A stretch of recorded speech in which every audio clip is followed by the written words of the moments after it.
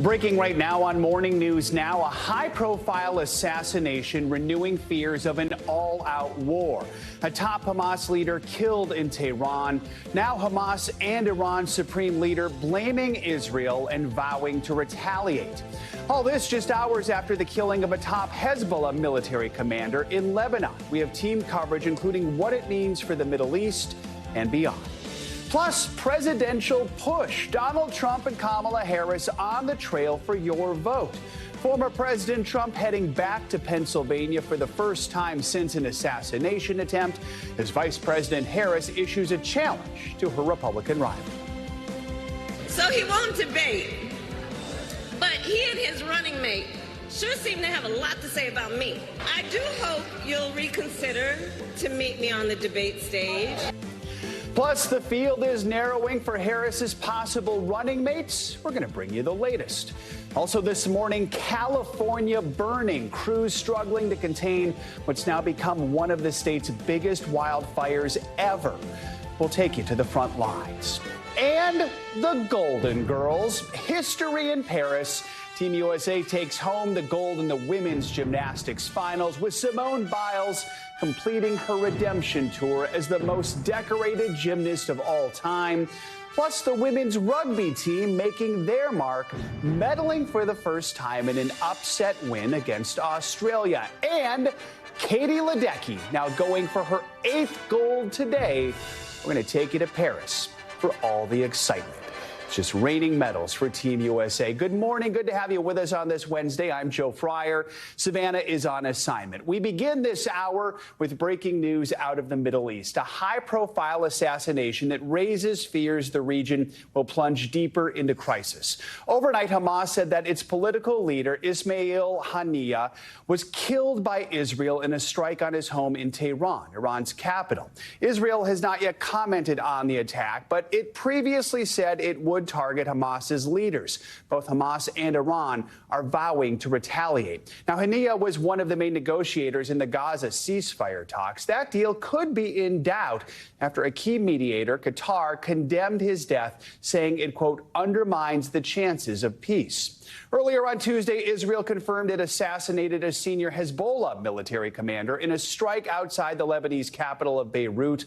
Local reports say 2 children and a woman were also killed, while dozens were left injured. That attack was in retaliation for a strike in the Israeli-controlled Golan Heights last week that killed 12 people. In a few moments, we're going to speak with NBC News military analyst Colonel Jack Jacobs. But first, let's get to NBC News international correspondent Matt Bradley, who joins us from Beirut. Matt, we know the hunt for Hamas's leadership has been ongoing for nearly 10 months now, since October 7th. Walk us through how this unfolded and the reaction we've been getting from across the region, including Iran, where this happened. Well, Joe, we've heard from the Iranians. They said that this was a missile that was fired from some sort of airborne entity, some sort of probably a plane outside of Iranian territory. So it wasn't as though whatever was carrying this missile entered into Iranian airspace. This is according to the Iranians, who have now declared 3 days of mourning. They've also said that they're going to retaliate, and we've been hearing a chorus of condemnation from throughout the Middle East, calls for essentially Israel to step back, but also calls that sound like escalation. And that is why this was such an inflammatory move by the Israelis. Yes, they have said ever since October 7th that they're going to be hunting down Hamas leaders wherever they can find them and killing them. And they did the same back here in Beirut back in January, when they had a similar attack to the one that we just saw just yesterday that assassinated a Hamas leader. Yesterday's was assassinating a Hezbollah leader. But the Israelis haven't said that they were behind that assassination of Ismail Haniyeh, a top Hamas official in Tehran, the capital of Iran, just earlier this morning. But everybody is pretty much assured that they have done this. They haven't denied it. And in the past, they've been behind several assassinations of top officials and top Iranian officials and scientists who are coming up with their nuclear program in Iran. So this is entirely feasible. Now, whether or not this moves on to complicate negotiations or creates a region-wide war, that is the real concern here, and it's one that American diplomats are watching very, very closely. Yeah, so, I mean, let's talk about the ceasefire deal. This Hamas leader was a critical figure in those Gaza ceasefire talks. How does his death impact hopes for a deal for the hostages? Yeah, well, we just heard from Antony Blinken, the U.S. Secretary of State. He's in Singapore. He said that he refuses to speculate on how events in general will affect the future. Now, that's a very wise position to take, but we've already gotten some sightings that this will certainly complicate things by eroding trust in the Israelis. Qatar's prime minister has come out and said that if the Israelis are behind it, then how is it that they can negotiate with the Israelis if the Israelis are killing top negotiators? Now, this is because Qatar, of course, has been hosting and in many ways mediating a lot of the negotiations between Hamas and Israel, along with the Egyptians and the Americans. So for them, they've simply lost one of the main parties in their negotiations. Ismail Haniyeh was part of all of this. So this could complicate things going forward, but the real complication here is going to be whatever the retaliation is. Here in Hezbollah, here in Lebanon, they are poised and ready to respond to that attack from yesterday. Now we're hearing the Iranians, who are the main patrons of Hezbollah, are vowing to retaliate. Hamas, of course, has reason to retaliate. So this is all of the circle kind of closing in on Israel, just as they really can't necessarily afford to open a new front on their northern border with here in Lebanon. Joe? All right, Matt Bradley in Beirut. Matt, thank you so much. Let's get more on all this with NBC News military analyst Colonel Jack Jacobs. Colonel, good to have you with us. So many countries in the Middle East fear this could be a dangerous escalation in this conflict. Qatar's prime minister says it could jeopardize ceasefire talks. How do you see this impacting the war in Gaza and just hopes for a peace deal? Well, in the first instance, the ceasefire talks are going to be on hold for sure. They were running into problems in any case because Hamas was being intransigent about the terms. But nevertheless, this is going to slow or stop completely ceasefire talks that were mediated by the United States and Qatar and others. That's going to slow down, if not stop. With respect to Hezbollah, in the past, Hezbollah's response has been to fire a very large number of rockets from Lebanon into northern Israel. They do have the capability of reaching Tel Aviv and other cities, and it's possible that Hezbollah will respond by firing rockets into populated areas farther south from the Lebanese border. If that happens, we can expect a very serious escalation of the conflict. Israel has put itself in a very difficult position because Netanyahu originally said that the objective was to destroy Hamas as a military entity completely. Very difficult to do inside Gaza. Even more difficult to do when you're threatened, as Israel is, by Hezbollah in the north. A two-front war, very, very difficult to deal with. And, of course, dangerous escalation with the possibility of fighting with Iran on Israeli soil, Joe. Let's talk more about what happened in Iran. It took place on Iranian soil. Iran has said it's going to retaliate and defend its territorial integrity.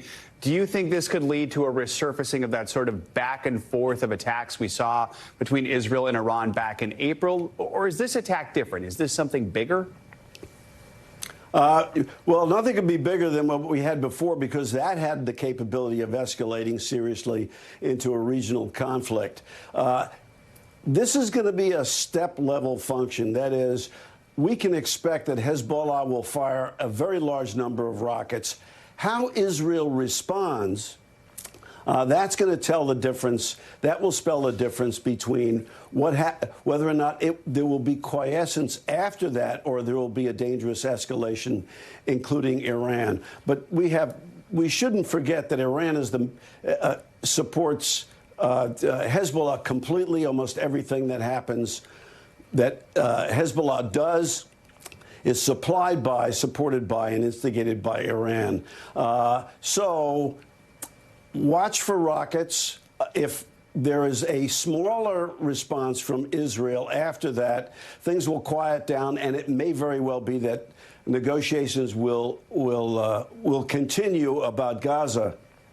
But if but it's possible it could spill over very, very quickly, and if it does, then Israel is going to have a great deal of trouble, particularly in the north. Don't forget, Israel had to take a lot of its troops out of Gaza because it couldn't afford to have them in uniform. 250, 300,000 Israelis in uniform It can't do that again. If it puts them back in uniform, there is going to be a very big escalation, particularly in the north, Joe. All right. Colonel Jacobs, as always, thank you so much. Appreciate your time this morning. You bet. Leaders of the Secret Service are still facing tough questions from lawmakers about the assassination attempt against former President Donald Trump.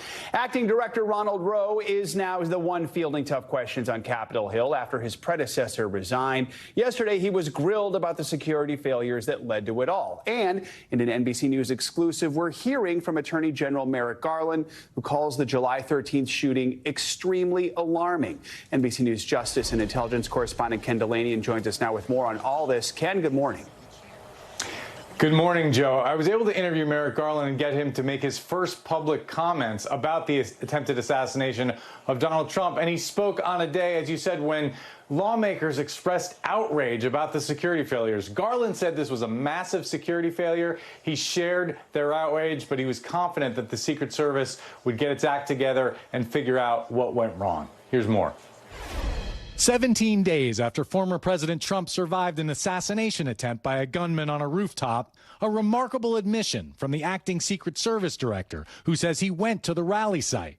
I laid in a prone position to evaluate his line of sight. What I saw made me ashamed. As a career law enforcement officer and a 25-year veteran with the Secret Service, I cannot defend why that roof was not better secured. We pressed Attorney General Merrick Garland in an exclusive interview. You heard the acting Secret Service director say today that he was ashamed of the security failures that almost cost a former president his life. As the nation's top law enforcement officer, how do you feel about what happened? Look, this attack on the former president was a heinous attack on former President Trump, but also a heinous attack on our democracy itself. This was a major security failure. How alarmed are you that a 20-year-old was able to get a clear shot 150 yards from a former president? So this is extremely alarming. That's why we have to find out what happened here, why it happened, and make sure it doesn't happen again. In a hearing, acting Secret Service Director Ronald Rowe grilled by lawmakers. Stop interrupting me. Go ahead, You are Senator. refusing to answer clear and direct questions. Demanding to know why no one has been fired yet. We are investigating this. What more do you need to investigate to know that there were critical enough failures that some individuals ought to be held accountable? I mean, what more do you need to know? What I need to know is exactly what happened, and I need... Rowe acknowledging the assassination attempt could have been prevented if his agency had deployed technology that would have revealed the gunman flew a drone overhead 2 hours before Mr. Trump spoke. I feel as though we could have perhaps found him. We could have maybe stopped him. The deputy FBI director revealing the discovery of a social media account linked to the gunman, though not yet verified. Some of these comments appear to reflect anti-Semitic and anti-immigration themes to espouse political violence. While Garland telling us more about the Iranian threat against Mr. Trump and other former U.S. officials. Our intelligence community has made clear that we believe that the Iranians are attempting to kill or injure former high government officials. This is an ongoing issue. We have ongoing investigations. You don't think we've seen the end? I don't think we've seen the end of Iranian plotting, no. And Joe, Merrick Garland also talked about what he called the scary increase in violent threats to public officials. He said the Justice Department has brought more than 700 cases in the last 2 years and no signs of stopping. He's very concerned about the climate of violent political rhetoric. Joe. All right, Ken Delaney, and thank you so much for that exclusive interview. We appreciate it. Today, former President Trump does head back to Pennsylvania for the first time since the assassination attempt against him. Mr. Trump is set to hold a campaign event tonight in Harrisburg with thousands expected to attend. It has been 18 days since the former president held that now infamous rally in Butler, where a gunman opened fire from a nearby roof, grazing his ear with a bullet. One person was killed, 2 others were injured in that shooting. NBC News correspondent Dasha Burns has been covering the Trump campaign. She joins us now with the latest. Dasha, good morning. So what can we expect at tonight's rally? We know these rallies are happening indoors now, but what's the security situation? Yeah, Joe, a couple of things. It being indoors is certainly a big shift. Many of Trump's rallies before this had been outside. And yeah, expect heightened security. We don't have explicit details on that. As you can imagine, they are trying to keep some of that close to the vest. But there will be more security here. And given it's his first time in Pennsylvania since the assassination attempt, I would also expect the former president to address it. I'll also be watching, Joe, for the messaging pivot on Vice President Kamala Harris. At his last rally, Biden was very much a focus, even though he had already left the race. But the Trump campaign is trying out new attack lines on Harris, on the border, on her time as a prosecutor, trying out new nicknames. And these are really an important few weeks for the Trump campaign strategy against a new opponent, Joe. Let's talk about VP nominee Ohio Senator J.D. Vance. He's campaigning this week in the West. He visited Nevada yesterday, criticizing Vice President Harris. He's also talking about his rollout as Mr. Trump's running mate, which got off to a rough start. What are we learning? Yeah, our colleague Henry Gomez actually caught up with him, interviewed him on a way to a rally yesterday. And Vance told him he doesn't feel he has disappointed the former president. He says he knew when he came out of the gate there would be a couple of days of positive press coverage, and then immediately folks would go on the attack. You know, he has faced criticism from allies of Vice President Kamala Harris for his 2021 comments questioning the societal value of women who don't have children, referring to them as childless cat ladies. And Harris's campaign over the last week has tried to brand Vance and his political point of view as, quote, weird. But he was also on the attack yesterday. Take a listen. She unleashed the worst border crisis in American history on her watch. In 3.5 years, more than 10 million illegal aliens have invaded our country. Loyalty is serving in the United States Marine Corps, something I did. Loyalty is taking a bullet for this country, something Donald Trump did. If Kamala Harris wants to talk about loyalty, then she should look in the mirror. And he is headed to the border tomorrow to highlight immigration, and he'll be rallying with former President Trump in Atlanta, Georgia over the weekend, Joe. And Dasha, as for the former president, he made a controversial comment about VP Harris, suggesting she would not be able to stand up to leaders on the world stage. Now his campaign is playing defense. What more can you tell us? Yeah, he said specifically that Harris wouldn't be able to stand up to leaders on the world stage because of her appearance, adding that he didn't want to spell it out, but that people would know what he meant. And his campaign is now responding, a spokesperson saying that he was not referring to race or gender, and went on to criticize Harris over her record on immigration and other Biden administration policies, saying she's weak, dishonest, and dangerously liberal, Joe. All right, Dasha Burns, thank you so much. Vice President Harris is now officially the only candidate seeking the Democratic presidential nomination. That's because a key deadline passed last night with no one else qualifying. The Democratic National Committee says 99% of delegates signed Harris's nominating petition. The vice president campaigned yesterday in Georgia, a state that Democrats hope to win again in this election. NBC News Chief White House correspondent Peter Alexander has more from the campaign trail as both sides ramp up their attacks. Vice President Harris arriving in Georgia, a state that Democrats feared was becoming out of reach, but now with a new likely nominee, hope to win again. Asked whether she'd picked a running mate. The Harris campaign veiling its first TV ad, touting her time as a local and state prosecutor in California, calling her fearless. She put murderers and abusers behind bars. Kamala Harris has always known who she represents. Meanwhile, Trump running mate J.D. Vance is set to visit the border Thursday to attack the Biden-Harris administration as weak on illegal immigration. After bringing them all here, they proposed amnesty for millions of illegal aliens. She might as well have invited them personally to break our laws and come into our country. It's also the focus of this new Trump ad. Under Harris, over 10 million illegally here. Former President Trump defending Vance's controversial comments from 2021, critical of Democratic leaders who are, quote, childless cat ladies, referencing Vance's rise from poverty. He grew up in a very interesting family situation, and he feels family is good.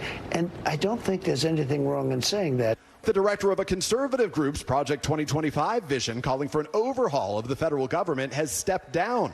The group faced escalating Democratic attacks and comes after Trump sharply criticized Project 2025 that's run by a number of his allies. The Trump campaign saying reports of Project 2025's demise would be greatly welcomed. Meanwhile, in the crucial Atlanta suburbs, Democrat Kim Loudermilk was anxious when President Biden dropped out of the race. I was worried that it was too close to the election and that, it would be hard to get a campaign together. And now, what do you think? And now I'm super excited about Kamala. But Republican Ben Wilson blames both Biden and Harris for high prices. Everything from gas prices to, it just eggs. The cost of living, just everything economy-wise. Our thanks to Peter Alexander for that report. We do expect to hear about Vice President Harris's running mate choice soon. Two sources familiar with the matter tell NBC News they'll tour battleground states together beginning next week. Turning to the West Coast, California's Park Fire grew in size overnight. It's now the 5th largest wildfire in that state's history, the state that has seen some monstrous fires over the last decade. Well, that might be the biggest fire. It's far from the only one. At last check, officials across the West reported that 89 large active wildfires are burning. NBC News correspondent Steve Patterson joins us now about 100 miles north of Sacramento with the latest. Steve, good morning. So overnight, the fire just continued to grow. How big is it now? Are crews any closer to getting a handle on it? The fire seemingly never stops growing here, Joe. More than 380,000 acres, if you can picture it. It is larger than the city of Los Angeles. It's about half the size of the state of Rhode Island. Now, that entire circumference is not literally on fire. As we speak, the firefighters doing a good job of pushing it further into a forested area. The hope is that it lays down, it burns out, and it dies away. But officials estimate that could take several months, several rains before that actually happens. In the meantime, the main objective is to push it away from city centers. To that end, they've done quite a good job. 18% containment now on this fire. That number goes up along with the acreage every single day. We should say that as well. Firefighters working as hard as they can around the clock to keep it away from where people actually live. Most of the evacuation alerts that are on the ground are now warnings and not orders. And even some of those orders and warnings have lifted since we've been here on the ground. So firefighters, again, doing the best that they can, but there is more hot, dry, windy weather in the forecast. We could reach triple digits as early as today or even tomorrow. And that, of course, complicates everything that's going on here. Yeah, I mean, every fire presents its own challenge. What are the biggest challenges here? And are firefighters still having to help residents evacuate, or is that at least now behind us? You know, there are mountain communities that are obviously still impacted and affected by the immediate threat of fire. And in those communities, they are a hair's breadth at all times, probably away from an evacuation order or firefighters having to go to door and get people out. If this thing were to explode again in another direction, that's always a danger. It's always a danger where I'm standing. It's a danger everywhere when you're next to a fire zone like this. Other places are a little bit harder to deal with than others, of course. But for the most part, you know, firefighters have a good handle on keeping it back and away from where people are living. Again, they're trying to do the best job that they can of that. The challenge has been the terrain, especially when you're trying to push it into an area that is more forested, into an area that, you know, you're dealing with hillsides, you're dealing with cliff sides. You have to make very precise airdrops if you have an air game, so to speak. And if not, then it's these hand crews that have to go up into these huge hills, the networks of hills, to try to keep the fire contained. So that is sort of the big deal. And then the other thing is the thing that I mentioned. If this heats up again, it is miserable to try to put out a fire when you have 100+ degree temperatures. It just feeds and fuels what's already on the ground. And then obviously, you know, you've got guys in pounds of gear that are doing that work. Joe? You know, Steve, this fire is getting a lot of attention, but there are dozens of fires burning out west right now. I mean, just real quick, how's that impacting the crews, which are stretched so thin this time of year? Yeah, I mean, 5,000 firefighters on this fire alone. The resources to have to combat these things is enormous. And, you know, these are people that are working 24, 36, 48-hour shifts. They're exhausted. They've been doing it for weeks. And we're so early in the firefighting season. It's just unbelievable to think about what this looks like come the fall. It's going to take a lot of work here. All right, Steve, thanks for your coverage over the last several days. Please continue to stay safe. Let's turn now to NBC News meteorologist Angie Lassman for a check on the weather. Angie, good morning. Good morning, Joe. We've got that heat to talk about, not just for parts of the West, but a good chunk of the country. We've got 86 million people under these heat alerts, and these have expanded actually as the morning's gone on. Now includes some major metropolitan areas across the country like New York City, Miami. You can see Atlanta, Oklahoma City. Out west, we've got some of those still in play here, and those are likely going to last for the next couple of days. But let's talk about where the greatest heat and humidity is kind of centered right now. And that's across most of the east, but specifically across parts of the center of the country. Wichita is expected to hit 103 today, but notice where that heat index lands, 108. We've got St. Louis into the high 90s, but feeling like 110. Even Chicago, upper 80s, not a bad actual temperature for this time of year, but you're going to be well into the 90s for what it feels like when you add in all that humidity. The farther south you go, still triple digits for Washington, D.C., Charlotte, Macon, Jackson when it comes to those feels like temperatures. And this is just today. Notice we wrap up July really feeling like summer, and we roll into August with more of the same. We don't have a whole lot of improvement.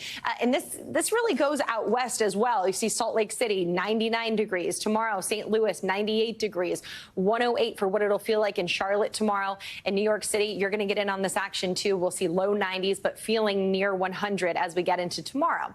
Now, this weekend, still dealing with the heat wave kind of conditions across the middle of the country and across parts of the Rockies. 100 degrees both Friday and Saturday in Salt Lake City. We don't make much of an improvement by Sunday. Similar story for Oklahoma City. You're into those triple digits Friday, Saturday, and Sunday. You're near triple digits. Memphis will sit at 97 on Friday, 93 and 94 on Saturday and Sunday. Now, good news from what Steve was just talking about. We actually don't have as many fire alerts in place right now, but notice there's still some out there. Those red flag warnings that you see in the bright pink there, Cheyenne included, and we see the fire weather watch for parts of California and Oregon. We still do have those elevated winds and the low levels of humidity, so still looking at kind of conditions for that along with those warm temperatures, but not enough for the alerts to be up. But we sure have a lot of smoke that we're dealing with across that region. So the poor air quality is going to be something that sticks with us today, likely lasting into this evening, maybe tomorrow. We'll see how that plays out, Joe, but still 9 million people included in that, as that smoke also will continue to be on the move, working through parts of the Midwest, the Great Lakes as the day goes on. So you'll notice a bit of a haze out there.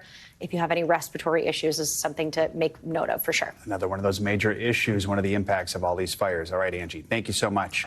Much more to come here on Morning News Now. Later this hour, a potential breakthrough that could help millions of people. The promising new research that shows popular weight loss drugs may also protect against Alzheimer's disease. Up first after the break, will they or won't they? The Fed expected to decide whether to cut interest rates later today. One of our favorite financial experts, Caleb Silver, is here ahead of the decision to tell us what it could mean for you. We'll be right back. Welcome back. If you've been patiently waiting for interest rates to drop, perhaps so you can buy a home, well, then you might want to keep an eye on today's Federal Reserve meeting. We're expecting a much anticipated decision on interest rates. A year has now passed since the last rate hike. Since then, inflation has slowly dropped, so many Americans are hoping we're finally due for a rate cut at some point and some much-needed financial relief. Our go-to expert on all things inflation, Investopedia editor-in-chief Caleb Silver, joins us now.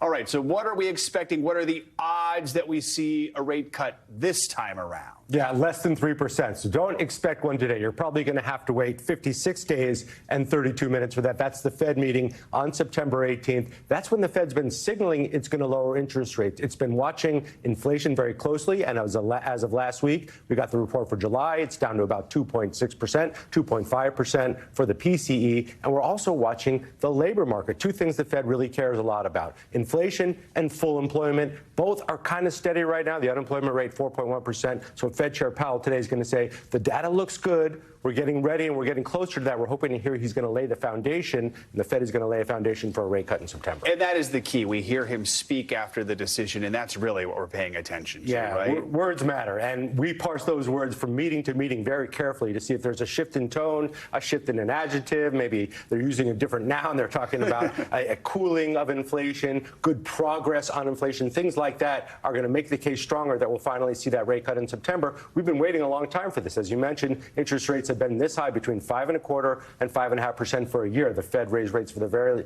last time about a year ago. The Fed has been trying to toe this line, try to control inflation, but not dip us into a recession. So far, it's been successful. Are there worries the Fed should have been dropping these interest rates sooner? Yeah, there are two camps on that. There's a camp that says you got to cut rates now before the economy slows. But as of the last GDP report, gross domestic product report, the economy is growing at a 2.8% clip as of the last quarter. It is going to slow. Know that. So the Fed is thinking of this like a hot air balloon. If they cut rates now, they may spike inflation again back to where it was, or not, definitely not to where it was, but up a few percentage points. If they wait and they watch this data and they cut in September as planned, we may get that soft landing that the Fed's been trying to engineer since this whole thing began. When we do see the cut, assuming that it is in September, what's the immediate impact that Americans will see? Is it the type of thing you see at the grocery store? What does it mean for if you're trying to buy a home? Yeah, lower interest rates don't mean lower prices. It just means the cost of money is cheaper, so more borrowing. You may see definitely mortgage rates come down. Right now, they're at 7.5% for the 30-year. You'll see new car loans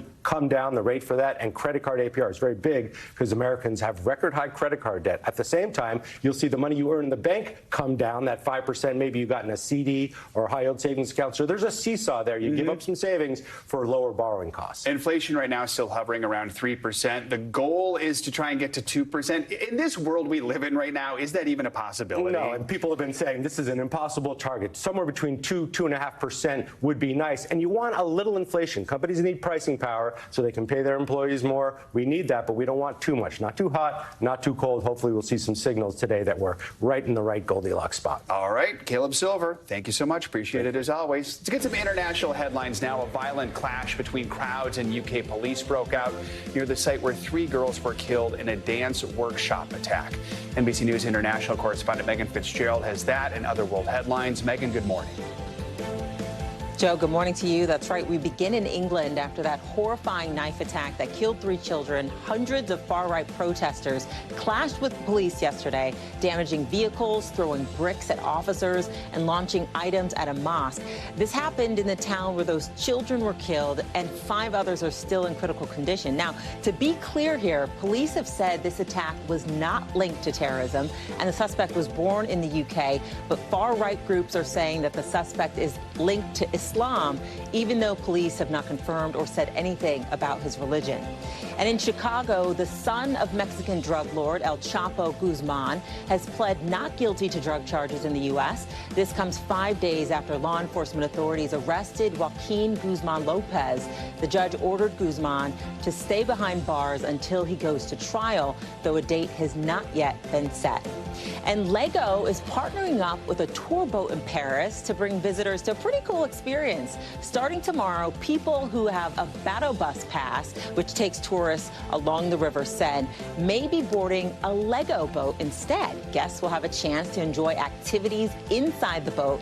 And the company says that they will have several models of historic landmarks on display at various stops along the tour, including the Eiffel Tower. Joe, Paris, definitely the place to be. No kidding. I am jealous of everyone there right now. Same. All right, Megan, thank you so much. Coming up, more evidence of a link between diet and dementia. Up next in our weekly checkup, what researchers are saying about the kinds of food that could increase the risk. Stay with us. You're watching Morning News Now.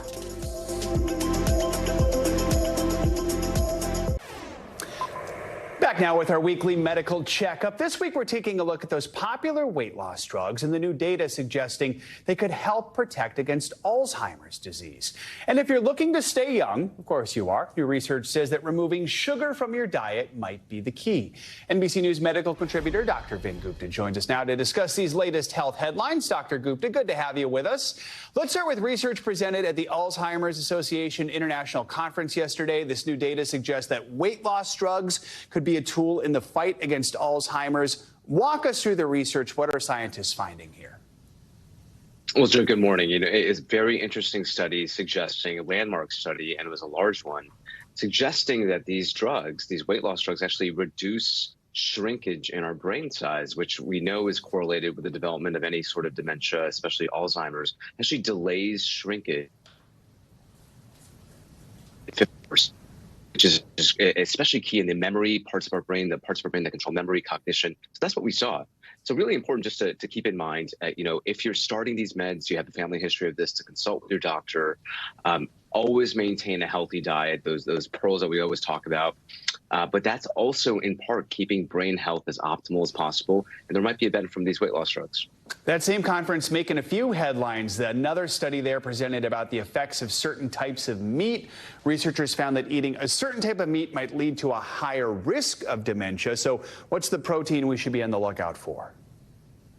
Any processed meat, red meat specifically, Joe. So bacon, hot dogs, as an example. This might come as a disappointment to some folks that are listening, but commonly consumed processed red meats are things you want to avoid. So if you're somebody that likes red meat, aim for a steak, or and for protein, nuts. But just steak that's unprocessed, really critical here, or opt for even ground beef. So there are options here if you're a red meat lover. Dr. Gupta, thanks so much for joining us this morning. Coming up, controversy in California after a new executive order to remove homeless encampments across the state, why the governor says it's necessary, and why critics argue it's only going to make the problem worse. We'll dig deeper into that coming up next on Morning News Now. Welcome back. California's Governor Gavin Newsom has issued a new executive order directing all state agencies to remove homeless encampments from public properties. The governor says the move is in the interest of public health, but advocates say it could cause even more damage to an already vulnerable population. For more, let's bring in Donald Whitehead. He is the executive director of the National Coalition for the Homeless. Donald, appreciate your time this morning. Thank you for joining us. I know, homelessness in California, it's been an issue lawmakers have been grappling with for a long time. What are your main concerns with Governor Newsom's executive order, and what happens to people who live in these encampments once they're removed? Sure. So first of all, thank you for having me, and thank you for addressing this issue. There are many things that I think have negative impacts for people experiencing homelessness because of this order. First and foremost is that it does nothing to solve homelessness, safety issues, or anything else related to the people in those encampments. When you move people frequently from encampment to encampment, it does not solve their homelessness. It makes their homelessness worse, and it makes the path out of homelessness harder. And I think it's driven by the belief that people somehow want to be in this condition. People are forced into homelessness by structural issues, and this order does not address any of those structural issues. Governor Newsom said he issued the order because the makeshift camps, they can lack electricity and running water, and they pose an urgent public health and safety hazard. How do you respond to some of those concerns? Well, we don't want people in shelters either. I'm sorry, we don't want people in encampments either. Encampments are not in any way a way for people to live in the richest country in the world. People are sleeping on the ground.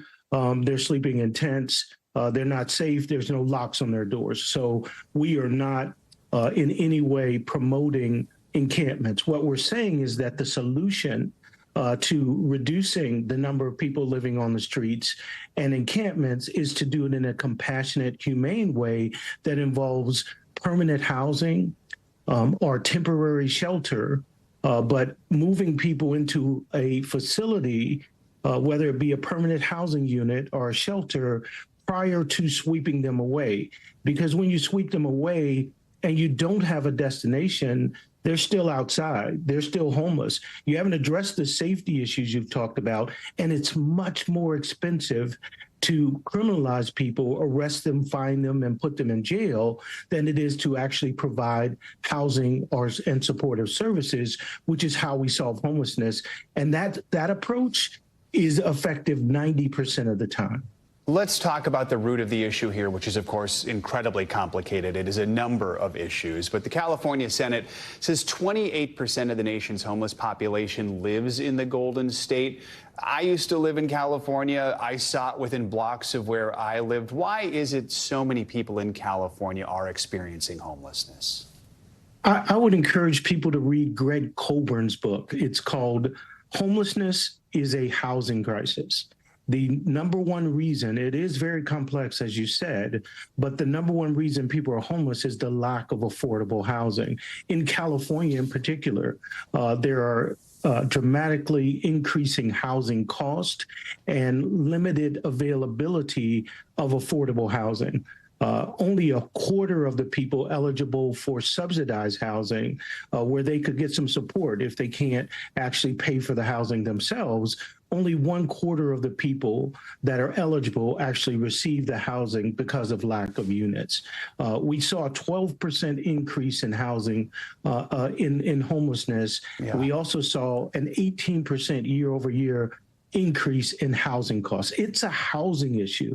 We have to dramatically increase housing production in this country, or we'll continue to see the numbers rise. Interesting fact about Los Angeles, the homeless system will house over 700 people a year, but then the next day 700 more will show up. We don't have adequate wages. We don't have enough affordable housing. Structural racism is an issue in California. All of these things make for a very complex issue, as you said, and myopic solutions or quick fix solutions like criminalization do nothing but make the issue worse. Donald Whitehead, an important conversation. We appreciate you taking the time to talk with us this morning. Well, thank you so much for having me, and please continue to talk about this issue. It is really important. These are human beings we're talking about. We'll continue to shine a light on it. All right, let's get to some money news. And D.C.'s Attorney General is eyeing a ticket takedown with a new lawsuit against entertainment giant StubHub. CNBC's Silvana Henao has that and other money headlines. Silvana, good morning. Hey, Joe, good morning to you. Yes, so StubHub is being sued by the Attorney General of Washington, D.C. The lawsuit alleges the platform uses deceptive ads for low ticket prices to lure consumers who end up paying a lot more at checkout. The Attorney General says StubHub is intentionally hiding the true price and users' so-called drip pricing, employing a countdown clock to create a false sense of urgency. The federal government has been cracking down on ticket services and the fees they charge ever since the Taylor Swift Ticketmaster fiasco in 2022. OpenAI has started rolling out the advanced voice mode for ChatGPT to a small number of people who subscribe to its premium service, ChatGPT Plus. Now, the feature which the company showed off in May was criticized for sounding too similar to Scarlett Johansson from her role in the movie Her. The tool was later delayed for what OpenAI called safety reasons. The company says the new mode only uses 4 preset voices it made with voice actors. And get ready to meet your new AI friend. Avi Schiffman, that's a Harvard dropout, is working on a wearable device that looks like a large necklace with a pendant, and that's designed to be a virtual companion. Friend connects to your phone via Bluetooth and is constantly listening. You can talk to the device and it will send a text response or proactively send a message such as wishing you good luck on a job interview. You can pre-order a Friend, which is expected to ship in January. Jill, what could go wrong? Right. It's at the beginning of the science fiction movie. Exactly. All right. Silvana, thank you so much. You got it. Coming up, it's the comeback we have been waiting for. Simone Biles back on top. Now the most decorated gymnast of all time. Up next, we're going to take you to Paris for her triumphant return to the Olympic podium. This is Morning News Now.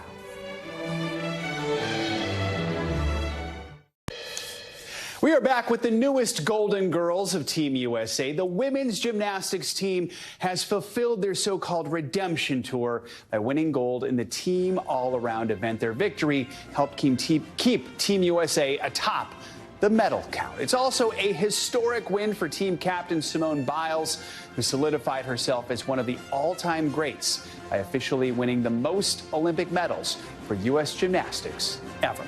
NBC's Jay Gray is live for us in Paris with all the highlights from a thrilling day at the Summer Games. Jay, good morning. What a win for women's gymnastics. I mean, we know they were the favorites, but we also remember what happened 3 years ago. You could see how much this meant to each of them, but also the fans. I mean, walk us through how everything played out in the packed arena and all the emotion behind it. Yeah, Joe, and your description giving me goosebumps again. It was amazing to see these women out there, and this was weighing on them. You could tell and you could hear it afterwards when they were excited about the win.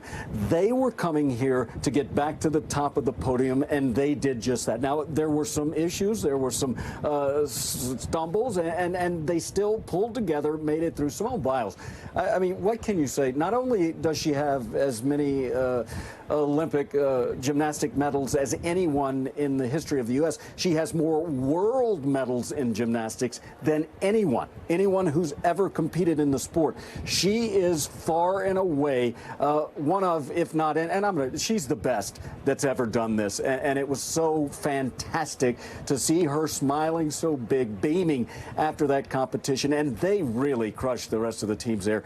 They were very strong and very happy, very excited afterwards. It was a special moment, one that will mark a key moment in these games. No doubt. And here's the best part. Simone is not done yet. You know, it was a major day for Team USA women all the way around, just as gymnastics won gold. The Rugby Sevens team had maybe the most thrilling victory of the day, scoring as time expired to win their first ever medal at the Olympics. Talk to us about this winning moment.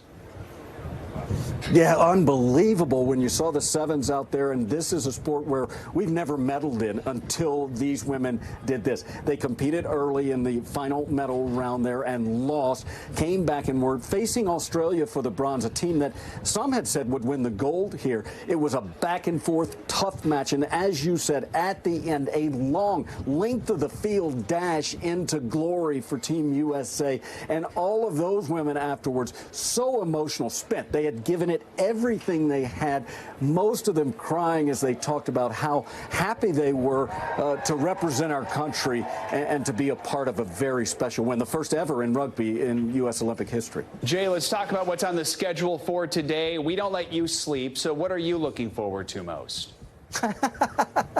You know, one of the things, and it's kind of been forgotten, is men's basketball. It was cool to see the men's basketball team to come together, but they haven't really been tested, and they haven't really worked together very much. And so I'm anxious to see them on the court right now. They are playing South Sudan. That shouldn't be too difficult of a match. They should get through that pretty easily. But I can also tell you that another thing, Joe, I am looking forward to, and I think it's going to be a special night in the pool, is USA swimming. We're going to see some real action there. You've got Katie Ledecky, who is looking to win her 8th gold. That would be as many as any swimmer in American Olympic history. You might be able to tell, Joe, I'm a little bit into the swimming thing. But quick, I just want to share with you, I mean, we'll fight through this, but the key in swimming, obviously, is that you've got to reduce drag, right? Everything's got to be tight. I can promise you this cap and these goggles are, but I want you to look at this. This is the competition suit that they will wear, the tech suit, just like the one Katie Ledecky wears.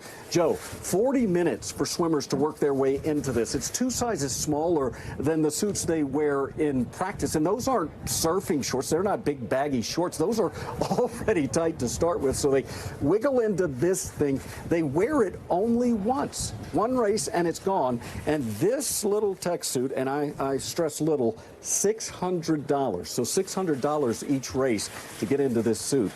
But if it cuts 100th of a second, it could be the difference between a medal and not making the podium. Jay, I'm disappointed you didn't try to slip that on while the video was rolling and come back with the whole outfit on. No, Joe, nobody. No one is disappointed I didn't try this on. No, nobody in the free world is disappointed that I didn't wear this. It's breakfast time. Jay, I mean, we talk so much about the gymnastics, but the swimming team, I mean, the enthusiasm around them in all the events and how they're just constantly contenders in everything. Tell us more about what we've been seeing, what have been some of the standout performances, and what you're looking forward to most with swimming. Man, it's one of the hottest tickets in town, obviously, and a lot of people enjoying this. And it's been cool to be in that arena and see people cheering for countries other than their own, and the USA a big marker in that. But I think what struck me about this, and not only are the Americans mining medals out of that pool, I mean, it has been a source of the medals, giving us the overall medal lead. But also, I think one of the coolest things is how tight, how close these races have been. I mean, it is a race to touch that wall, and it's very even moving into that in most every race. Ledecky, in the qualifier for her event tonight, finished 17 seconds ahead of the rest of the swimmers. So that was awkwardly weird that she was that much better. But otherwise, it has been very, very close. I'd tell you more, Joe. I'm dizzy and I'm seeing spots because of this cap. It's getting a little confusing. And with that, I'm going to let you go. I asked you an extra question just so we could see this visual a few seconds longer, but we don't want you to pass out, Jay. All right. Jay Gray in Paris, as always, thank you so much. That is going to do it for this hour of Morning News Now, but please stay with us. The news continues right now.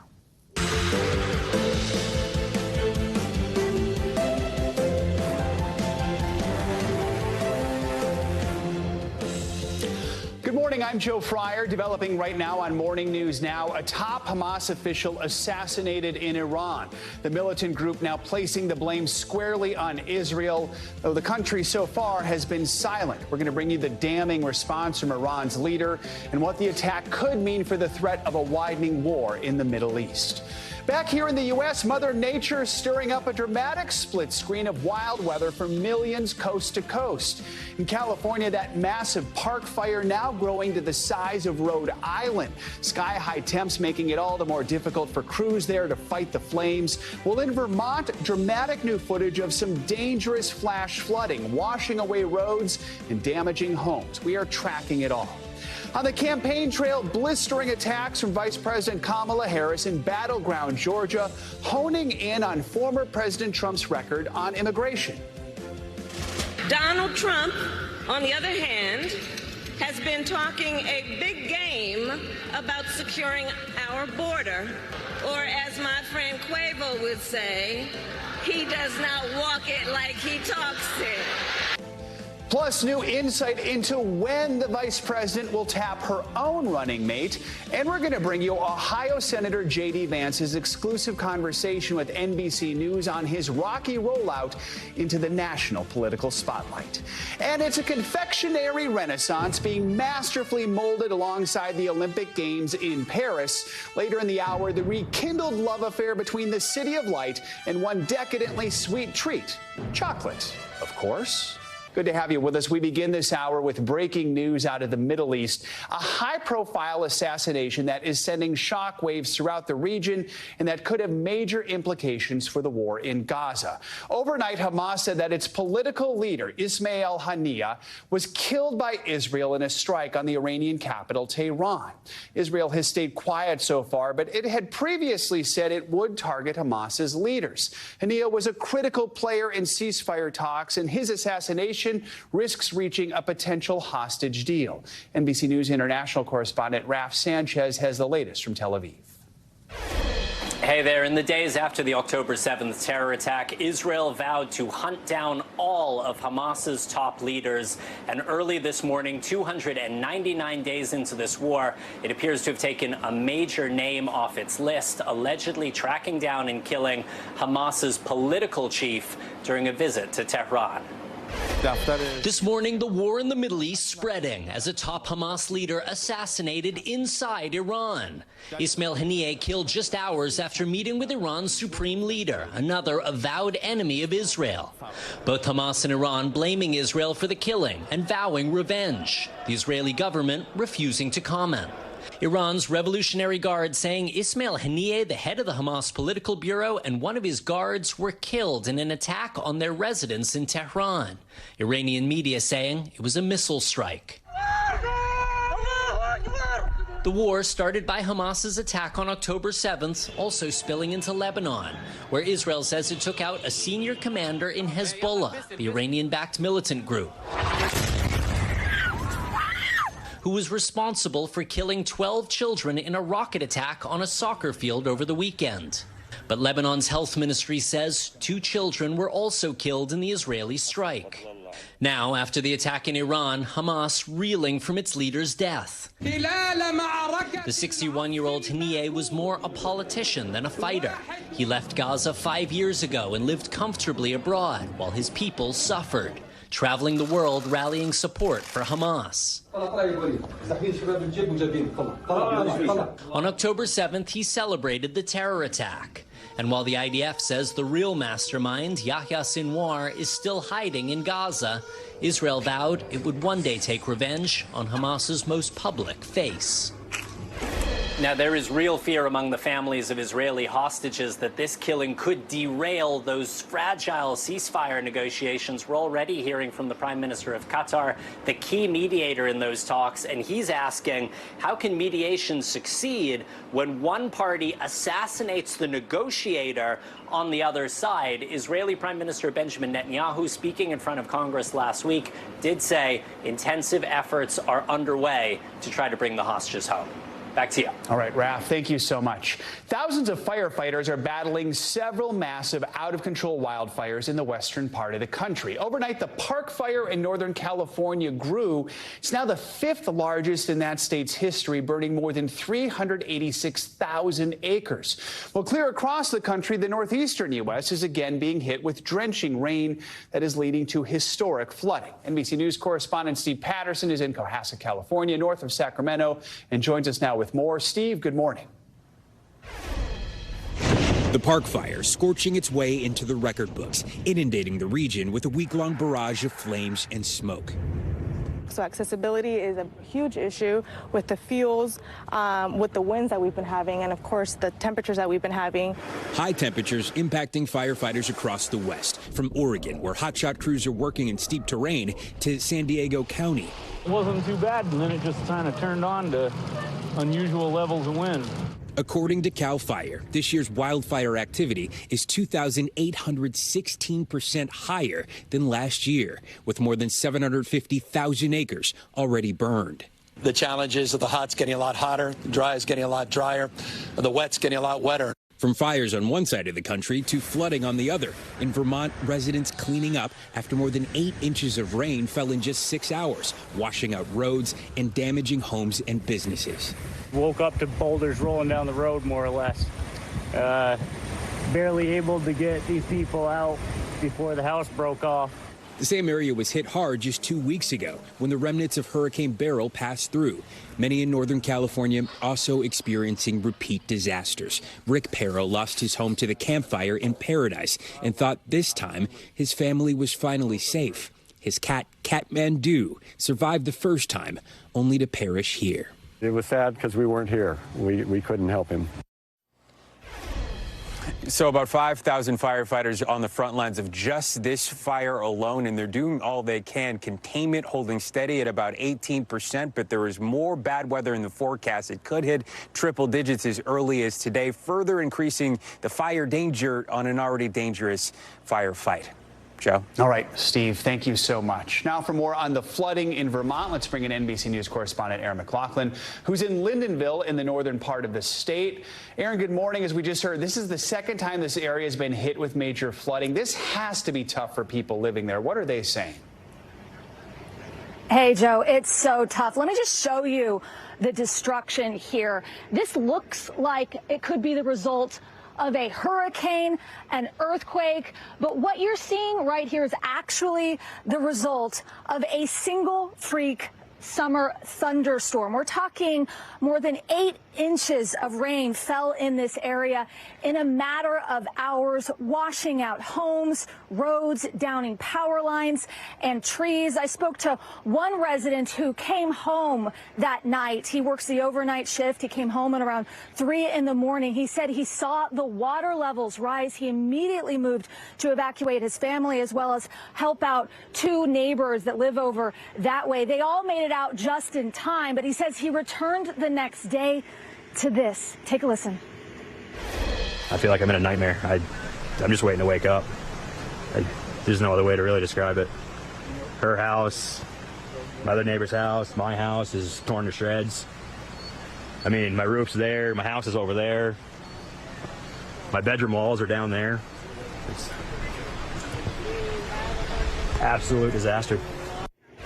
This is the second time Jeremy Greer's home has been hit by flooding just this month. He said that they were hit hard by remnants of Hurricane Beryl that struck this area about 20 days ago. Now, in terms of the overall damage, officials here tell me they're still in the process of assessing that, although no fatalities, no deaths so far, though Jeremy tells me he has seen enough. He's planning to move out of this area. That is some good news, but I know they're still bracing for more thunderstorms forecast in the area throughout the week. I mean, how are folks there and emergency crews preparing? Do they worry that this could repeat this cycle again?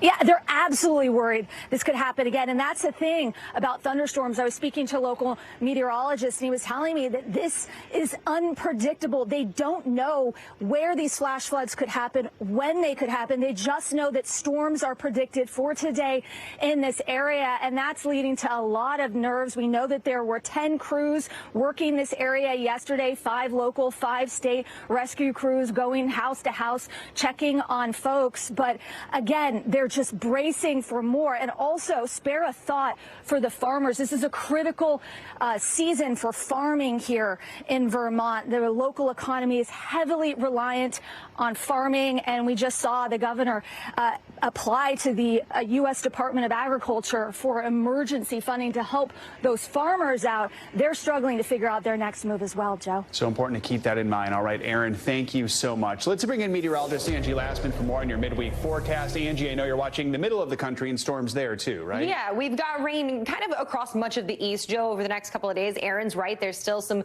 showers and some thunderstorms expected across parts of the Northeast and New England over the next couple of days. But this morning, we really ramped things up across parts of the Midwest. Notice Springfield right in the bullseye of those thunderstorm watches that are in effect right now, extending into parts of Iowa, Missouri, Illinois. These are going to last for a little while longer as this line of thunderstorms kind of rolls right through. And we do have another chance of some severe storms throughout the day today. Specifically, we're watching this same kind of region of parts of Omaha, Sioux Falls, stretching into parts of Minnesota, included in the greatest risk, that enhanced risk area. But this extends all the way out into parts of the Southeast, the Tennessee Valley included in this, Indianapolis, Cincinnati, Minneapolis, all have the potential to see some of those stronger wind gusts. That's going to be our main threat that we watch for as we get through the afternoon and even into tonight. But we'll also watch for potential of maybe some large hail, a tornado or two, not out of the question either. And it's all part of this same system. So there's some of the rain that I was talking about for parts of the Northeast and New England. Those will continue to inch their way a little farther to the east along and ahead of this cold front that we're watching.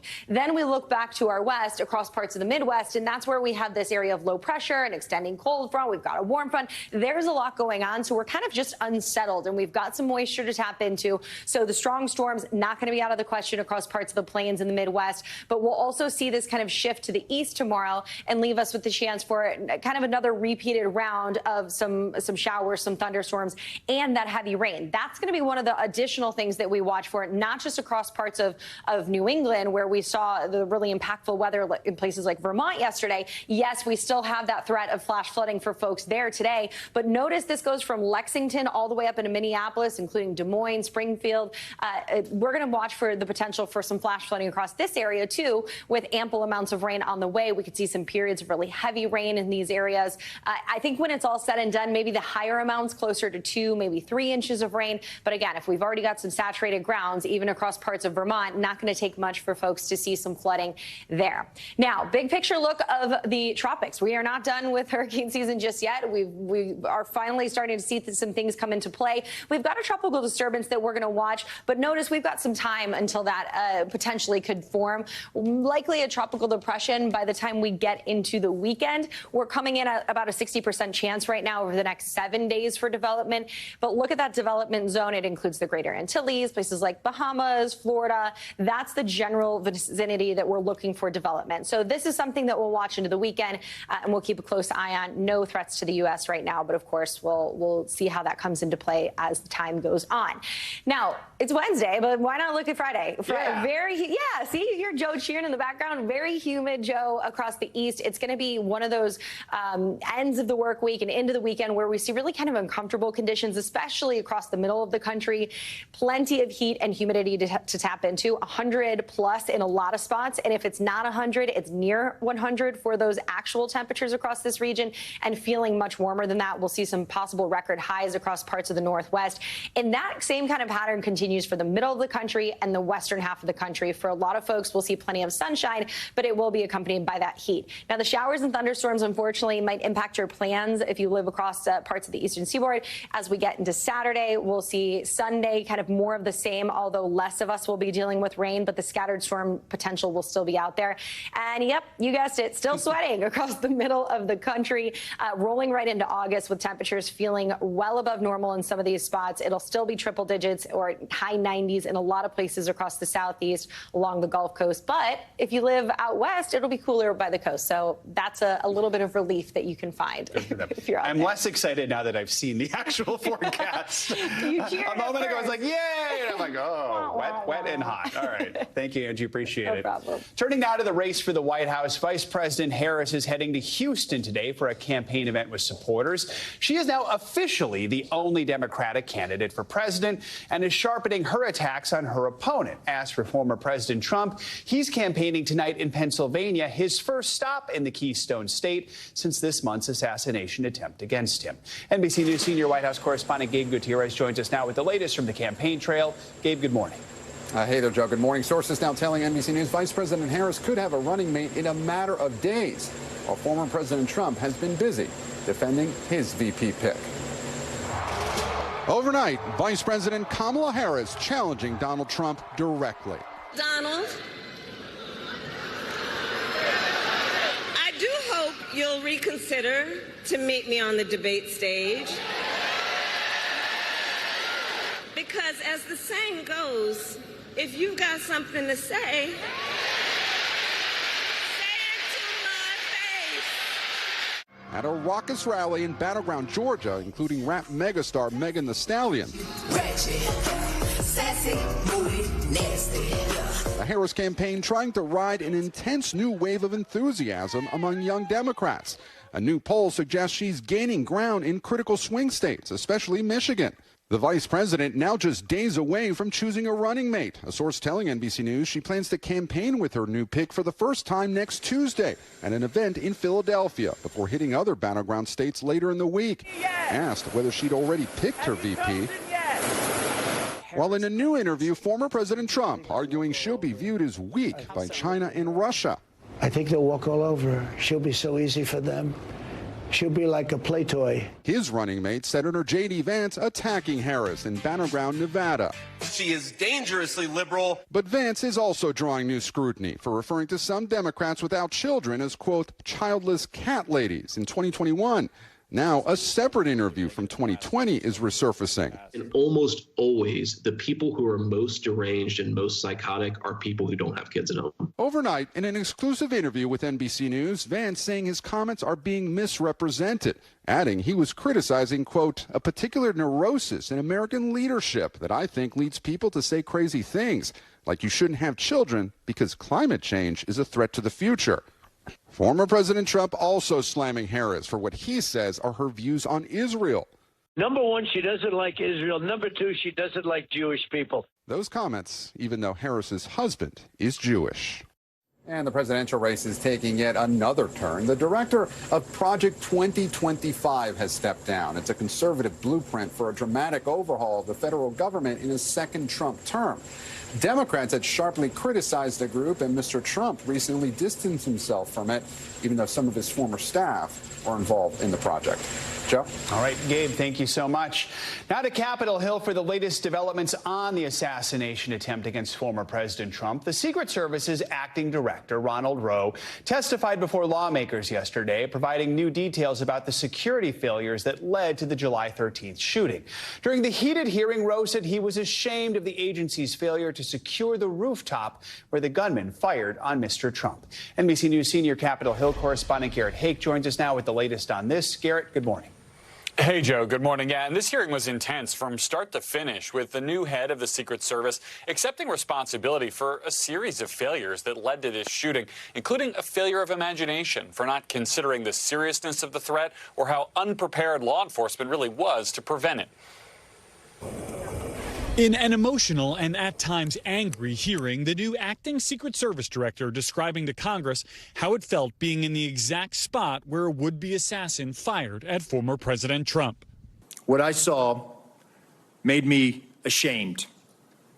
As a career law enforcement officer and a 25-year veteran with the Secret Service, I cannot defend why that roof was not better secured. Ronald Rowe, in his post for less than a week after the resignation of former director Kimberly Cheadle, highlighted a series of breakdowns between the Secret Service and local police, including over who was responsible for securing that rooftop, a mere 148 yards from where the former president was speaking, even as some in the crowd tried to alert authorities. Right here, right on the roof.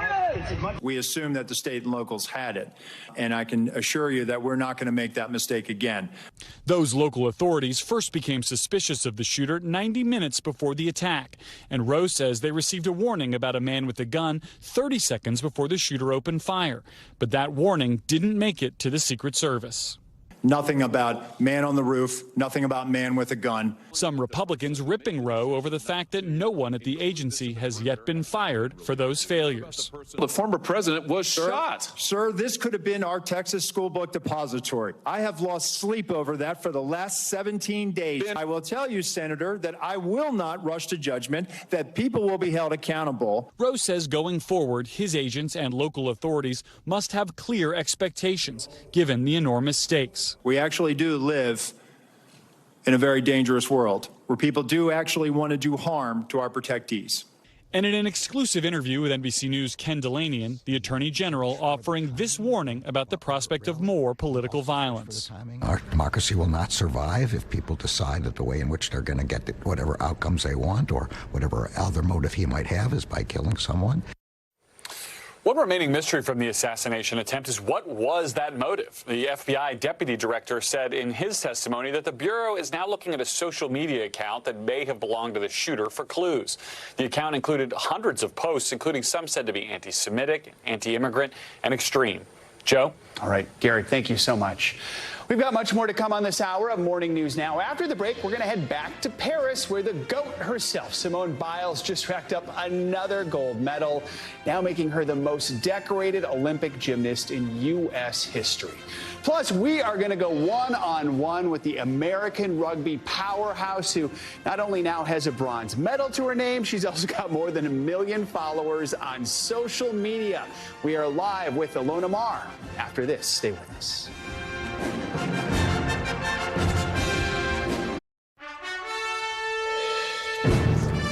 Welcome back. I am clearly wearing my Olympic gear because this morning we are celebrating Team USA and the women's gymnastics team golden once again. Simone Biles became the most decorated Olympic gymnast in U.S. history by leading Team USA to gold medal glory in the team all-around final on Tuesday.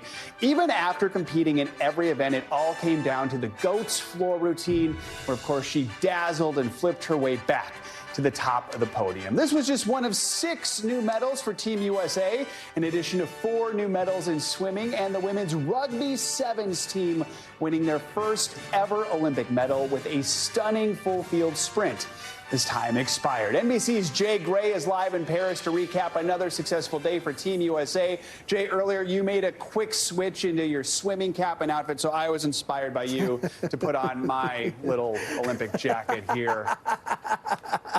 I love it. Yes, absolutely, Joe. That's the way to, get into the Olympic drip, if you will, or fit. I use those interchangeably. Let's talk a little bit about Team USA. It's such a powerful start in these Olympics. It's been unbelievable to see how strong they've been out of the gate. And a lot of this is girl power. A lot of women here really making a difference in medal count. Let's go to swimming, where we mined some more medals from the pool last night. Regan Smith, the world record holder in the women's 100-meter backstroke.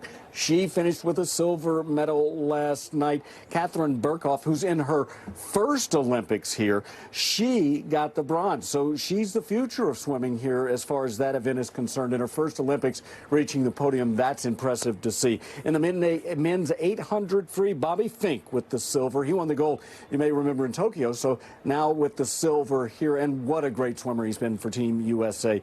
And we close things out on the medal stand with the men's 4x200 free relay, silver, and kind of, Joe, where they were expected to finish up here. Great Britain is such a powerhouse in this event that the men did everything they could and got the silver there. And so it's great news for Team USA from the pool, and a big chance tonight as well. There was an unfortunate moment that I want to ask you about, Jay, for Team USA flag bearer Coco Gauff that went viral. Fans went to social media during her match to show their support when the tennis star was arguing a call in tears, saying that she feels that she's being cheated constantly. Talk more about what happened there.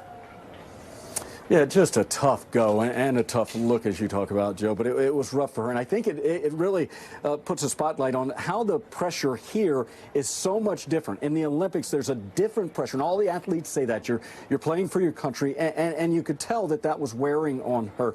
Yeah, really animated arguments with the chair umpire, real frustration, as you talked about, and she's one of the best players in the world, right? And she goes on to lose in straight sets here in her Olympic debut. So that was a tough go. And some of the same for another American on the tennis side, Emma Navarro. She was in constant battle with the chair umpire. Lost the first set, came back, won the second, but in the end lost in 3. So again, I think it's just something we don't get to see a lot. In professional tennis, you're playing for yourself, and it's a very solitary sport. Here you're playing for your country. You're playing with teammates.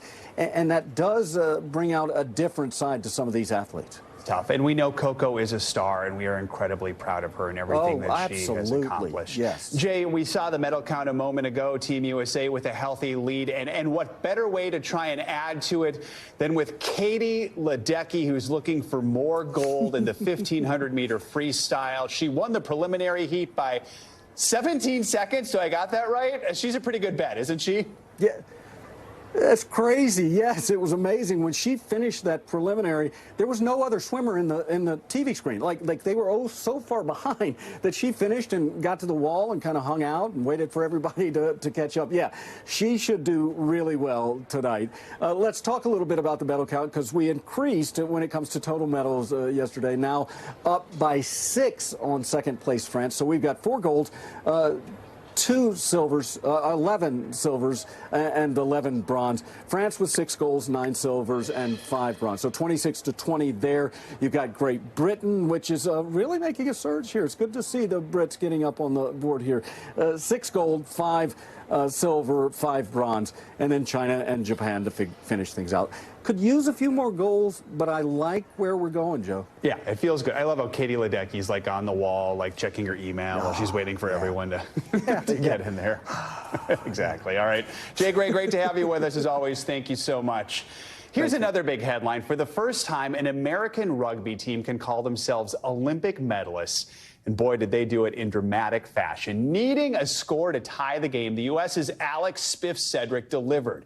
As time was running out, she dashed the length of the field for the try against heavily favored Australia. And moments later, the conversion sealed the 14-12 win and a first ever bronze medal for the U.S. women in rugby. And this morning, we are so lucky to be joined by one of the stars of that bronze medal team.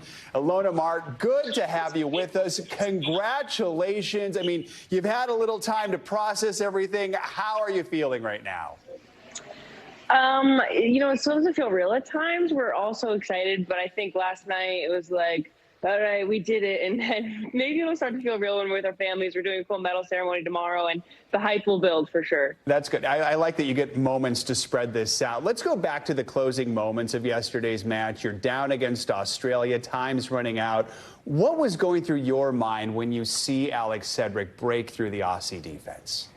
I mean, it was crazy because we went down by 5, but I just remember not feeling stressed. I was like, okay, we still have time. We do stay connected. I think a lot of people would feel defeat at that time. But we just had to retain the kickoff, and then I remember I got the ball, and I knocked it on earlier. I just wanted to keep possession, and then I saw Spiff break a couple tackles, and I was like, wait a minute, we might actually do this. And I started to run after her, and the time was out, and for her to put it down. And then the big thing is she made the kick, and she's not our kicker. She doesn't ever kick for us, but for her to zone in, get the try and the kick. I mean, she's our national hero. She will be the godmother to all my children. She's amazing. I love that. All right. It's on tape now, so you're going to have to stick to that. All right. I don't know if you saw this, but after the game, Alex said that the game-breaking play was just an example of her, quote, trying to channel my big girls. Ilona Maher, I'm just trying to be like her. When you hear that, what does that mean to hear that praise from your teammates? You know, we're a very humble, I think, bunch, and we just love each other. We're always trying to hype each other up. So I think it's so fun that she wants to be like me. I want to be like her, the speed that she brings, the power that she brings. She's been amazing all season, and she's one of those who does the work that people might not notice. And she's truly an MVP. And I think I'm honored she thinks that of me, but I just always want to do what my teammate needs out there. For those who don't know, you have an incredible following on social media, more than 1 million followers on TikTok and Instagram. And you talk about everything, life in the Olympic Village, body positivity, dating, springboarding you to national prominence. How is this experience in Paris compared to Tokyo? Well, it's definitely been so amazing to get to experience Olympics like kind of it should be. Tokyo was amazing, and it was amazing for what it was. We're so happy they did it. But to have our fans here, to feel the hype around it, to be able to interact and explore the city and enjoy it. We had 66,000 fans at our game, the most ever at a women's rugby event. So we were just breaking barriers, and I think it was really cool to spread my sport out there. Women's sports breaking records, breaking barriers all over the place. You've also got to meet some pretty cool celebrities. Snoop Dogg actually asked for your photo, which is pretty cool. That's a lie. And you also got women's rugby superfan Jason Kelsey. I mean, what have been your favorite moments so far in Paris beyond, winning a bronze medal? Yeah, one thing, Snoop Dogg did not ask for my picture. I just made that up because it was funny. Jason Kelsey was so cool, big super fan. Him and Kylie are the fans of all women's sports, so great to have him out there. We had Flavor Flav come. He's a big supporter of the women's water polo, so we honestly just love all the sport, and we love that people are taking notice. All right, I guarantee you Snoop Dogg wanted a picture with you, and I love to see all that. Maybe now he'll want one. Exactly. Everyone's getting a picture with Snoop Dogg, by the way. All right, Ilona Maher, congratulations. So well-deserved. We're so happy for you and your entire team. Thank you. All right. More international news now. Russia has unleashed a massive drone attack on Ukraine's capital. NBC's Megan Fitzgerald joins us with that and other world headlines. Megan, good morning.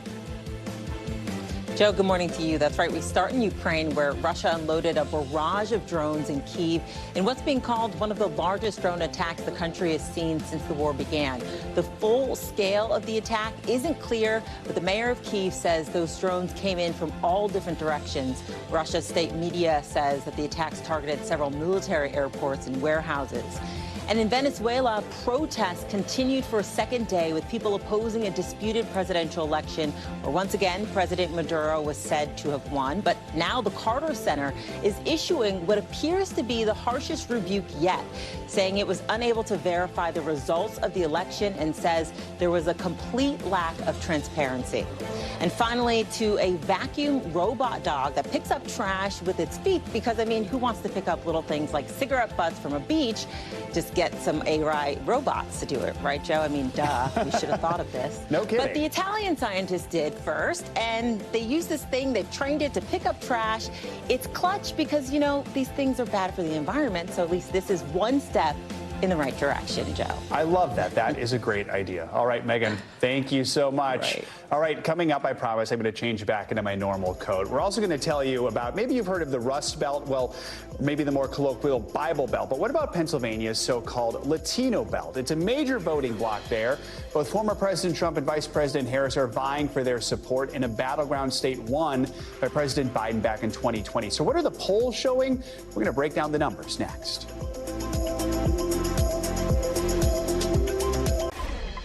Welcome back. As we mentioned earlier, former President Trump is heading to Harrisburg, Pennsylvania tonight for his first rally in that state since his assassination attempt this month in Butler. Both the Trump and Harris campaigns are looking to court voters in the state's so-called Latino belt. Pennsylvania put President Joe Biden over the top in 2020 and is expected to play a big role in this year's election. NBC News correspondent George Solis joins us now from Reading, Pennsylvania, with more on this. George, good morning. Joe, good morning. Pennsylvania is home to more than 1 million Latinos. And as far as those that are registered to vote, that number is in the 6 figures. Both campaigns know it is an important voting bloc. Here in Reading, the Trump campaign opening a campaign office that's right behind me. The Harris campaign has about 24 campaign offices throughout the Commonwealth. In this heated battle for the state and the presidency, both campaigns know voters here could make the difference. In majority Latino, Reading, Pennsylvania, brothers and barbers Samuel and David De La Cruz say the talk of the town is politics. It's been exciting. It's been such a unexpected change. Well, do you care more about the election now? I do. We first met the duo, both of Dominican descent, before former President Trump survived an assassination attempt and picked J.D. Vance as his running mate. And Harris rose to the top of the ticket.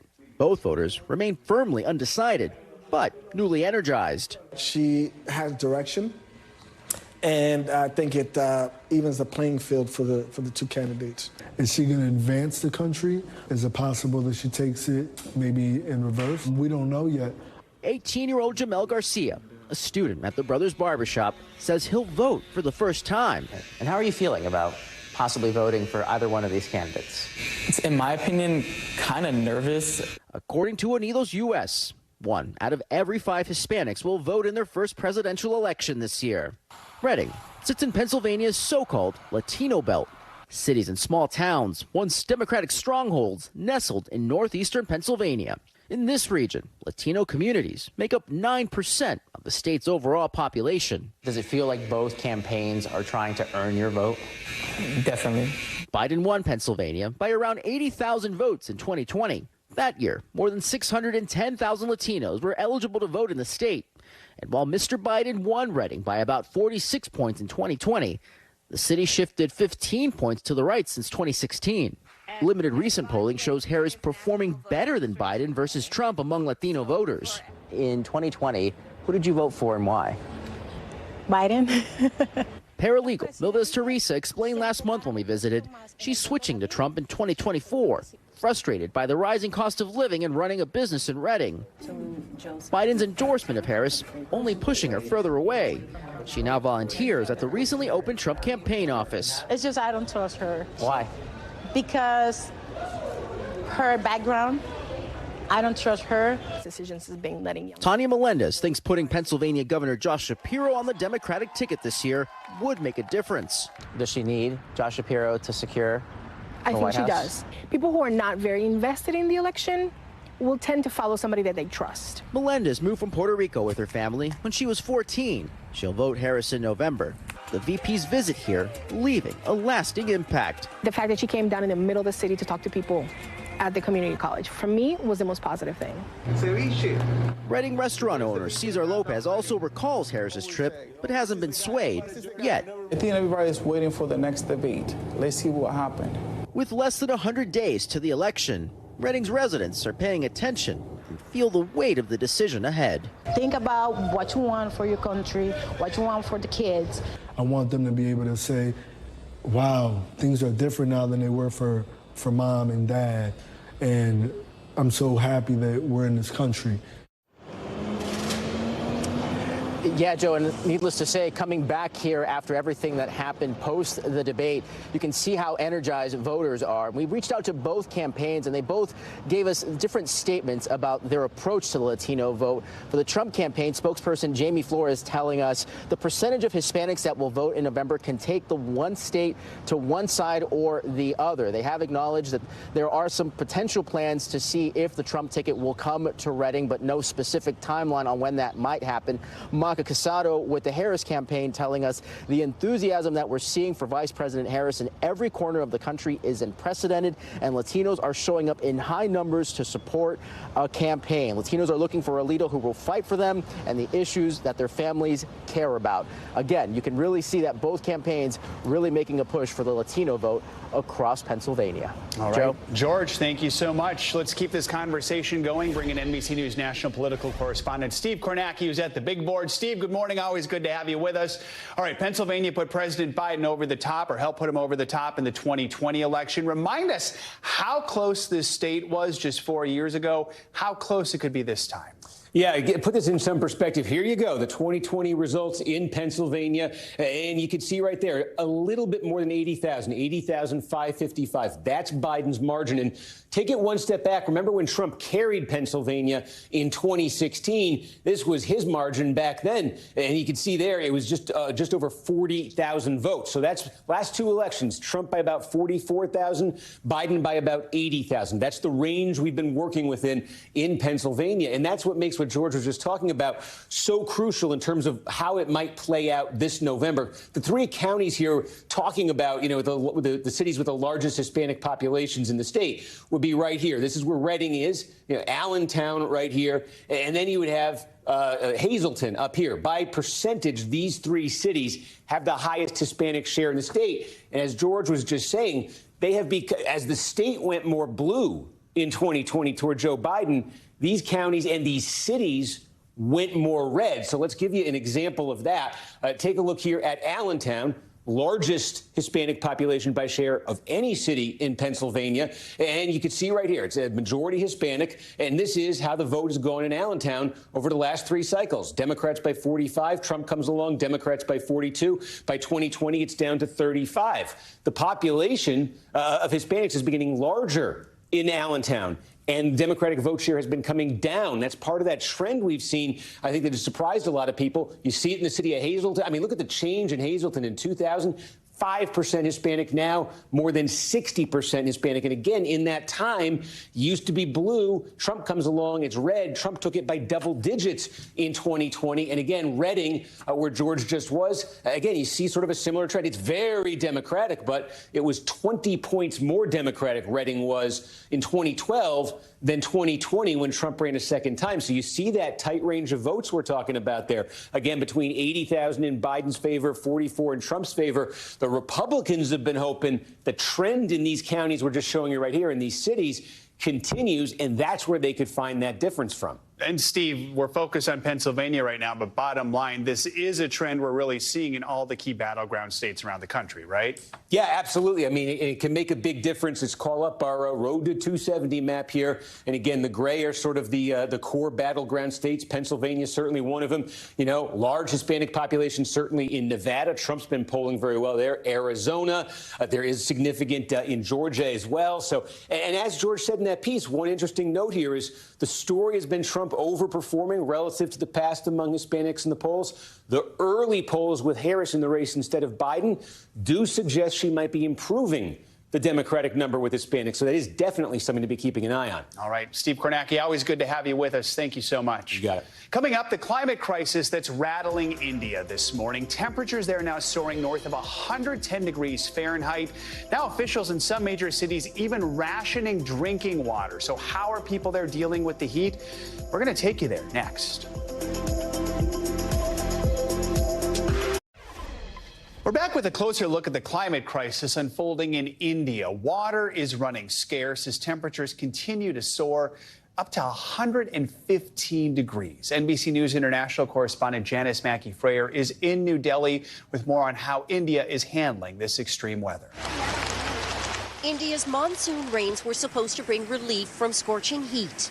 Instead, flooding and landslides triggered disaster, killing dozens in the southern state of Kerala. Extreme weather crises blamed by some experts on climate change. Around the world, rising temperatures have led to heat warnings, forest fires, wilting crops across Asia, Europe, and the U.S. According to new data compiled by NASA, July 22nd was the hottest day on record for the planet ever, part of what scientists call a long-term warming trend driven by human activities, primarily the emission of greenhouse gases. Few places on Earth show the critical challenge of extreme and rising heat like India, where record heat waves this summer had temperatures hovering at 115 degrees or higher. Intense hot stretches that experts say are longer and more dangerous. People who don't live in India might think, well, India is always hot. The heat wave advisories have come in consecutively for the third year now. This year has undoubtedly been intolerable. The concern is when humidity is added to temperature, known as a wet bulb measurement. When that level approaches the body's temperature, it's harder for humans to sweat and survive. In a report last November, the World Bank warned that wet bulb temperatures in India could make it one of the first places to test that threshold. Already in teeming cities like New Delhi, drinking water for millions is so scarce that the government has moved to ration it. The water trucks come 2 or 3 times a day here, but it runs out fast and there's never enough. Sales of air conditioners have surged, but only for those who can afford it. The International Energy Agency predicts that by 2050, India will have 1 billion ACs going, all of them kicking off even more heat. With temperatures on the rise, this group of friends is hitting the streets. They give out hats and umbrellas to street vendors and laborers who have no way to hide from extreme heat. Unless we start the change in ourselves and start bringing the change in our daily life, climate change will not get better. This should not be the norm. People need to start realizing this is not okay. India's government has long had a heat action plan, but people are being forced to adapt to a new era of temperatures that just keep rising. Janice Mackey-Freyer, NBC News, New Delhi. Time now for some money news. Chipmaker Intel is reportedly planning new layoffs. CNBC's Silvana Henao has that and some other money headlines. Silvana, good morning. Hey, Joe, good morning to you. So Intel reportedly plans to cut thousands of jobs, and this is in an attempt to reduce costs and fund efforts to regain market share. Bloomberg says the chip maker could announce the cuts as soon as this week. Intel reports earnings tomorrow. It has about 110,000 employees worldwide and has been spending heavily on research and development to improve technology and return to prominence in the industry. Shares of Starbucks are moving higher despite the coffee chain reporting a bigger than expected drop in sales this past quarter. Most of that weakness is in China, where Starbucks faces intense competition and a slow economic recovery. But U.S. sales also slipped, and Starbucks says efforts to win back customers tired of higher prices are starting to pay off. Those include new promotions and improvements to speed up orders. And the Consumer Product Safety Commission says Amazon is responsible for hazardous products sold by third parties on its platform and shipped by the company. That means Amazon is legally on the hook for the recalls of more than 400,000 products, including defective hair dryers and carbon monoxide detectors. Amazon says it plans to appeal the decision in court, Joe. All right, Silvana, thank you so much. You got it. Coming up, we're going to take you back to Paris, but not for any Olympic action this time. Instead, we're going to talk about chocolate. It is a pretty new Parisian obsession that's now putting France on the map when it comes to mastering this sweet treat. Stay with us. That's next. A few countries competing in the Olympics this year immediately make you think of chocolate, like Switzerland or Belgium. But France is falling in love with a decadent treat, with Paris slowly becoming the chocolate capital of the world. NBC News correspondent Sam Brock takes us behind the scenes alongside France's leading chocolate connoisseur. Since the 1700s, chocolates from bonbons to bars have delighted Parisians at À la Mère des Familles, the shop claiming to be the oldest in all of Paris. But on the Rue de Nil, a small street about a mile away, French chocolate is having a renaissance of its own. Hi, Chloe. Hello. Pleasure to meet you. Bienvenue. Thank you so much, merci, for doing this. We linked up with Chloe Dutré-Roussel, who literally wrote the book on chocolate. A lot of people say they're a chocolate connoisseur. Mm-hmm. You are actually a chocolate connoisseur. Yes, passionate, addicted, in love with chocolate. She's been at the forefront of developing a method called bean to bar. On full display at Chocolatier Plaque, which sources cacao from Belize to Venezuela to produce perfect chocolate on site. When you're a small chocolatier that wants to be successful, the first thing you do is you move to Paris, because Paris is la capitale du chocolat. Her protege, Nicolas Rogier, opened Plaque a few years ago with his wife. And it's also like wine, because all the work we will have to make here is like a winemaker. It's to learn how to get the best from the grape. We'll have to learn to make the best from the beans. Our journey with Chloe continues across town. Everything is about beauty, aesthetics. the set of the shop, the presentation of the bonbon. As we step into Patrick Roger, a shrine to the craft, we see glistening green treats and bonbons so beautiful they look like pieces of jewelry. It's this chocolate that made him famous.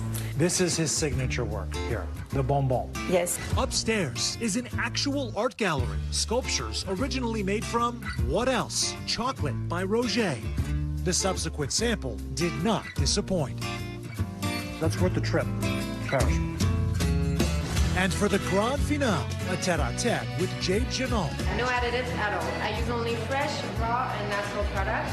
who owns the Opera District shop bearing her name, and has been watching her family make chocolate since she was a toddler. Now, putting her own touch on an obelisk-shaped treat that has all the vibes of a French landmark. You get the lavender first. Kind of takes over that first bite. And then you get the consistency of the nuts. An ode to sensory perfection that perfectly fits this city. Describe for me France's love affair with chocolate. French people, they like to live, they like to eat, they like to love. And chocolate is a good combination of all these things. Vive French chocolat, which was always love at first sight. I'm officially declaring myself a chocolate connoisseur. All right, thanks to Sam Brock for that really tough assignment. That's going to do it for this hour of Morning News Now, but please stay with us. The news continues right now.